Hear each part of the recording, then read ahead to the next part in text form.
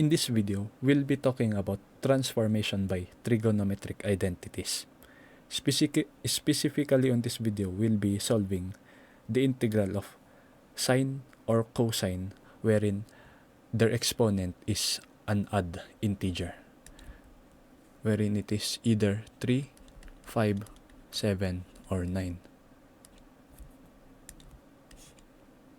And so, with this case, the integral of sine raised to the power of 5, which is an odd exponent of x dx. So, what we're going to do here first is to factor out sine of x. So, this should be the integral of sine raised to the power of 4 of x multiplied by sine x dx. And so, the next step here is to find either sine squared of x or cosine squared of x. But since we are dealing here is a sine, so we'll be finding sine squared of x. So this would be the integral of sine squared of x raised to the power of 2 sine of x dx. Now what we're going to do about this sine squared of x is to transform it according to its identity.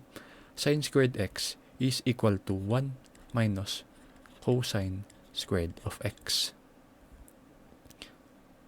Oppositely, cosine squared of x is equal to 1 minus sine squared of x, just in the case you are dealing with cosine squared of x. And now, we will transform the sine squared of x into its corresponding identity. So this would be the integral of 1 minus cosine squared of x raised to the power of 2 sine of x dx.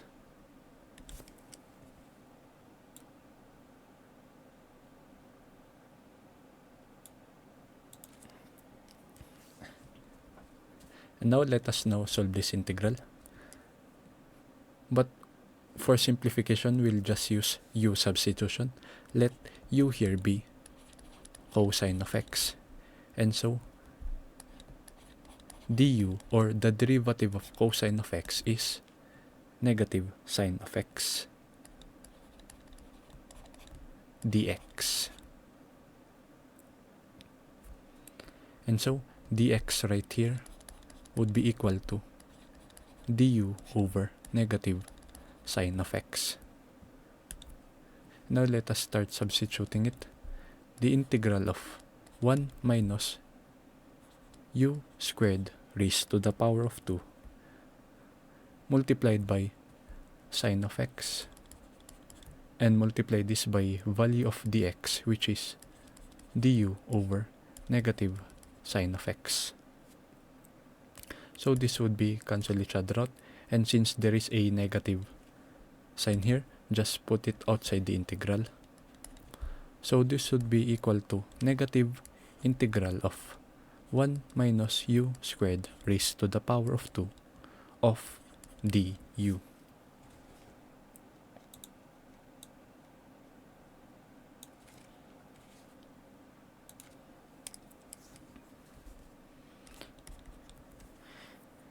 Now, what we're going to do here is to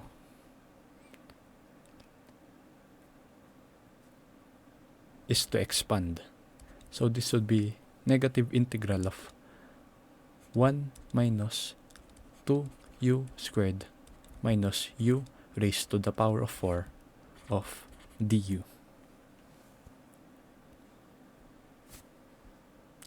And now, let us integrate this. So this would be the integral of 1 du is simply u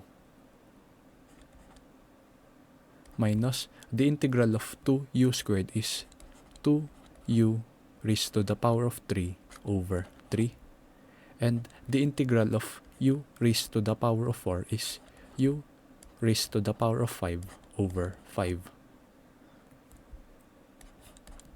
plus the constant of integration. So simplifying this, we will have negative u plus 2/3 u cube minus 1/5 u raised to the power of fifth plus c. And this is not still the final answer because we have to substitute u back into its original form. U here in this case is cosine of x. So substituting this, we will have negative cosine of x plus 2/3 cosine cube of x.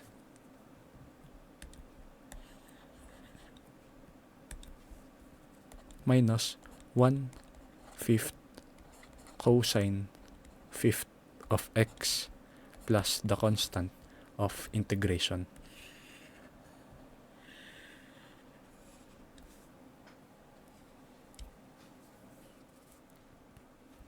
The integral of cosine raised to the power of 3 of x dx. This is an odd exponent, so this fits. And so what we're going to do here first is to factor out cosine of x. So this would be the integral of cosine squared of x multiplied by cosine of x dx. And so we have already had a cosine squared of x. So we will transform this according to its trigonometric identity. Cosine squared x is equal to 1 minus sine squared of x. So this should be the integral of 1 minus sine squared of x cosine of x dx. Now we can now integrate this. Let u here be sine of x. And so the derivative of sine of x is cosine of x dx. And so the value of dx right here would be du over cosine of x. Let us now substitute. So this would be the integral of 1 minus u squared multiplied by cosine of x.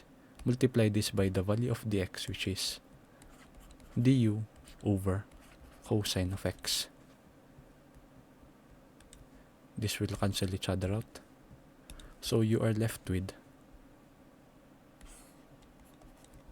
the integral of 1 minus u squared of du. And so integrating this, the integral of 1 du is simply u. The integral of negative u squared is negative u cube over 3 plus the constant of integration. The last step here is to substitute u back into its original form. U here is sine of x. So the final answer would be sine of x minus 1/3 of sine cube of x plus the constant of integration.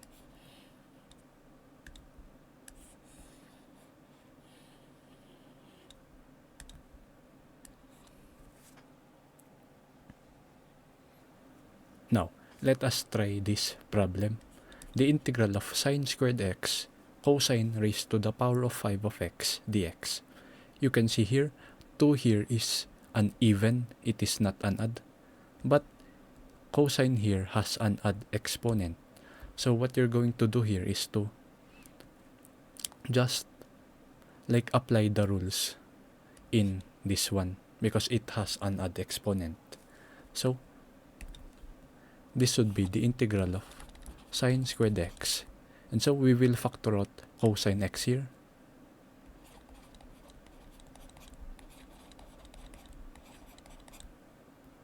And now for this, we will convert this to cosine squared of x. So this would be the integral of sine squared of x of cosine squared of x raised to the power of 2 of cosine of x dx. Transform this according to its identity. So this would be the integral of sine squared of x multiplied by 1 minus sine squared of x raised to the power of 2 of cosine of x dx. And now, let us integrate this by using u substitution. Let u here in this case be sine of x. So derivative of sine of x is cosine of x dx. So dx right here in this case is du over cosine of x. So this would be the integral of u squared, because it is sine of x, of 1 minus u squared raised to the power of 2 cosine of x. Dx right here is du over cosine of x. These two will cancel each other out.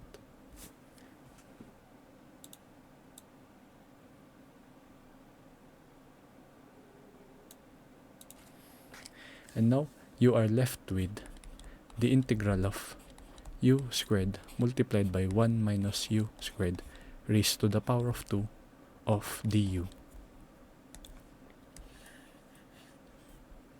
Now, first expand this parenthesis or expression. So this would be 1 minus 2u squared minus u raised to the power of 4 of du. Distribute u squared to these 3.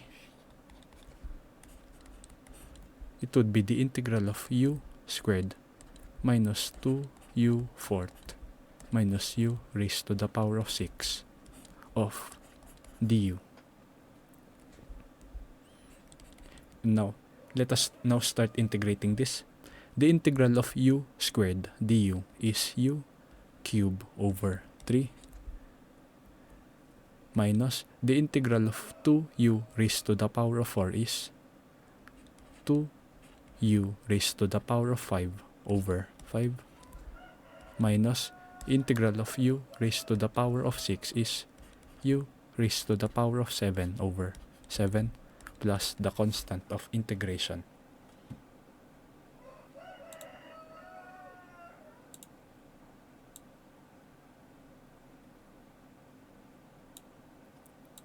And now we will substitute u back into its original form. U here is sine of x. So this would be sine cube of x over 3 minus 2 sine raised to the power of 5 of x over 5 minus sine raised to the power of 7 of x over 7 plus the constant of integration.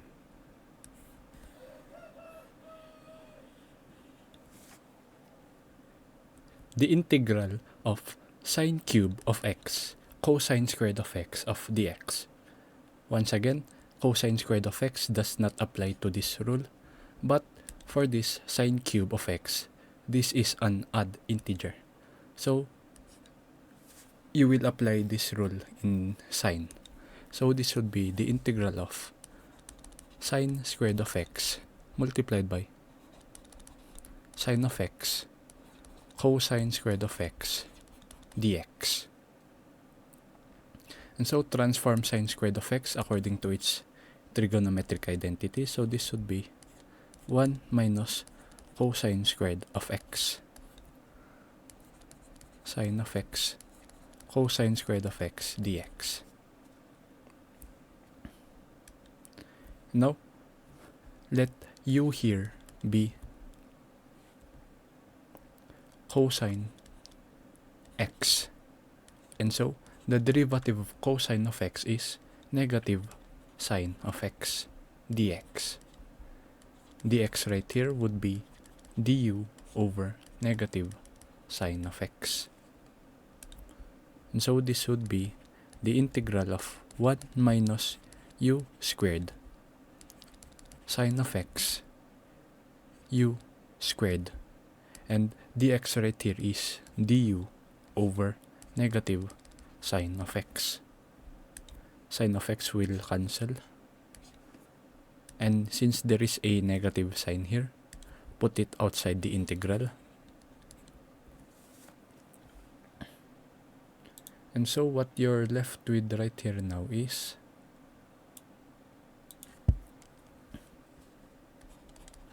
negative integral of 1 minus u squared multiplied by u squared of du. Distribute u squared into the parentheses, so you will have u squared minus u raised to the power of 4 of du.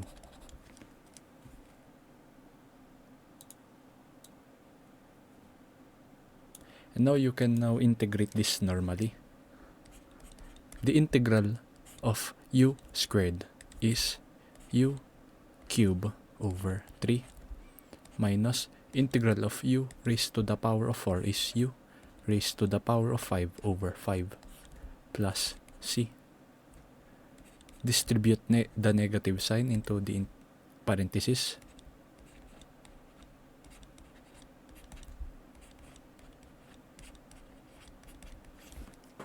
And so, substitute u back into its original form now. U right here is cosine of x. So this would be negative cosine cube of x, because u cube over 3 plus cosine raised to the power of 5 of x over 5 plus c.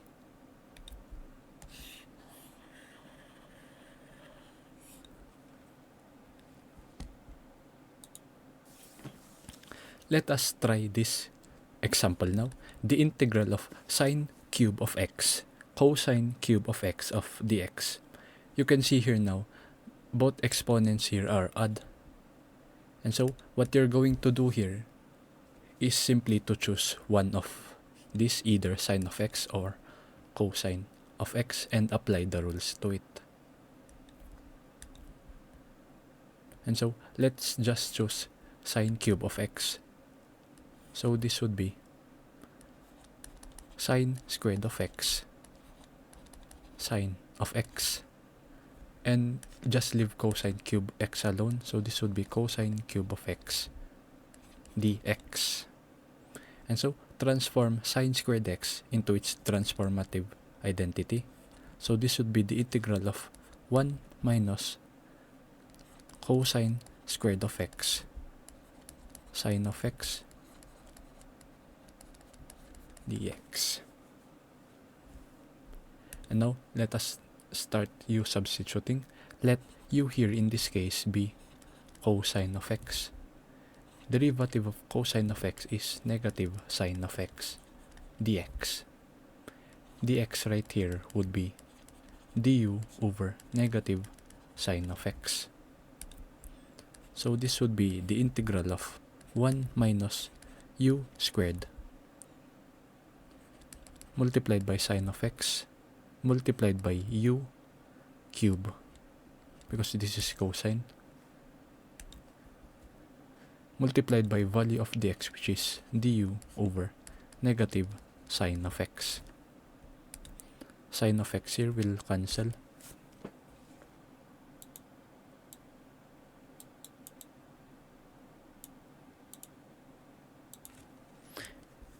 And now you are left with the integral of 1 minus u squared multiplied by u cube of du.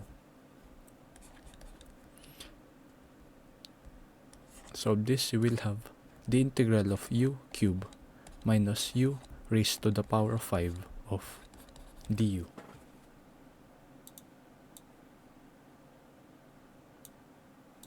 Let us now start normally integrate this. Wait. Now that I think about it, there is a negative sign here. So put the negative outside the integral.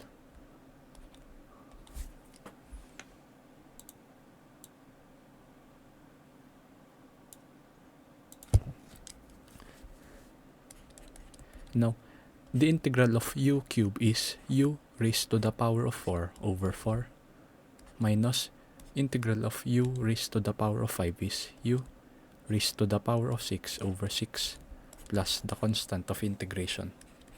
Distribute the negative sign.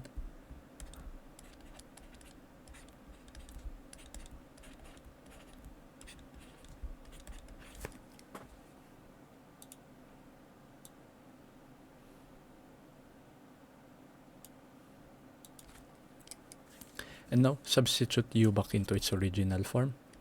You will have negative cosine 4 of x over 4 plus cosine raised to the power of 6 of x over 6 plus c.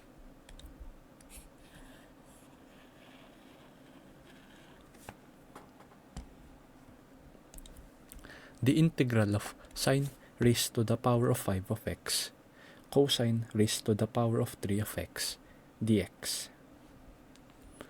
And so, as if you can see here, both exponent here are odd. So you can apply rules to either of these. And now, we can now choose either one of these. I'm choosing cosine cube of x. So this would be the integral of sine raised to the power of 5 of x multiplied by cosine squared of x multiplied by cosine of x dx. Transform cosine squared of x into its transformative identity. So this would be 1 minus sine squared of x. And now let us substitute u. Let u here be sine of x. So derivative of sine of x is cosine of x dx. Dx right here would be du over cosine of x. Substitute it, so you will have the integral of u raised to the power of 5 multiplied by 1 minus u squared cosine of x, and multiply this by value of dx, which is du over cosine of x. Cosine of x will cancel.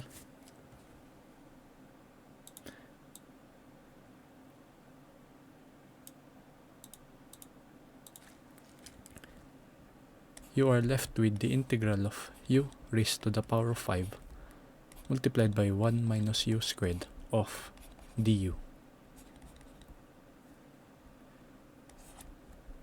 So you will have u raised to the power of 5 minus u raised to the power of 7 of du.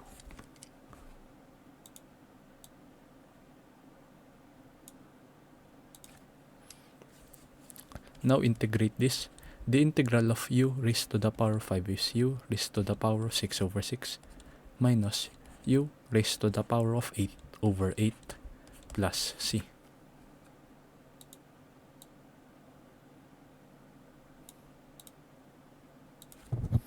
Substitute u back. You will have sine raised to the power of 6 of x over 6 minus sine raised to the power of 8 of x over 6 plus c.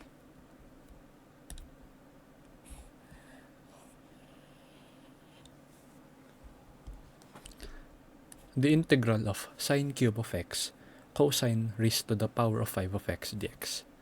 Once again, both here are odd exponents, so you can either choose one of these, but I will be choosing cosine raised to the power of 5 of x. So this would be the integral of sine cube of x cosine raised to the power of 4 of x cosine x dx. So this would be the integral of sine cube of x cosine squared of x squared multiplied by cosine of x dx. Transform cosine squared of x. You will have 1 minus sine squared of x raised to the power of 2 cosine of x dx. Now that you have that, let u here be sine of x. Derivative of sine of x is negative cosine of x dx.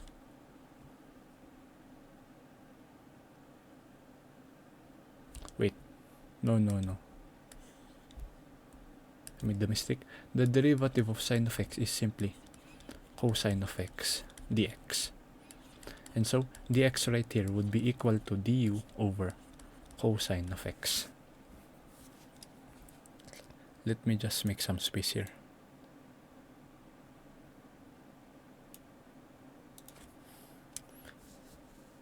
Now this would be the integral of sine here will be u cube multiplied by 1 minus u squared raised to the power of 2 cosine of x. Multiply this by du over cosine of x. Cosine of x will cancel. And so you are left with u cube multiplied by 1 minus u squared raised to the power of 2 of du.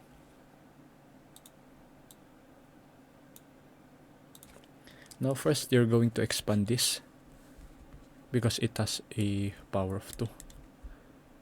So this would be the integral of u cube multiplied by 1 minus 2u squared minus u raised to the power of 4 of du.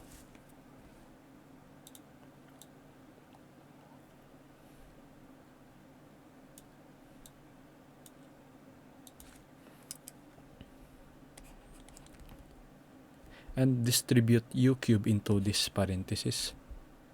So we'll have the integral of u cube minus 2u raised to the power of 5 minus u raised to the power of 7 of du.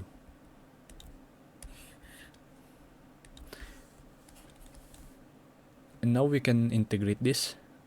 U cube integration of this will be u raised to the power of 4 over 4 minus integral of this would be 2u raised to the power of 6 over 6 minus the integral of u7 raised to the power 7 is u raised to the power of 8 over 8 plus c. Substitute u back into its original form. You will have sine raised to the power of 4 of x over 4 minus 2 sine